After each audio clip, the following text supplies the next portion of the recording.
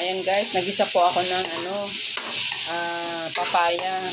Una muna nagminit ako ng kawali, then pagintang kawali, lagay ko yung mantika, then sinunod ko na yung sibuyas, bawang, kamatis, at ito sinunod ko na yung papaya guys. Ayan, ginisa ko na siya sa sibuyas, bawang, kamatis, halo-halo, mikos-mikos ng konti, at maya-maya lagyan natin ng tubig para siya ay lumambot.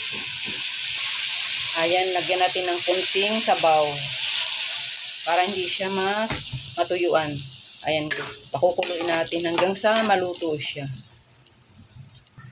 Ayan na guys, nilagay ko na yung patola at kalabasa. Paghalo-haluin natin para maluto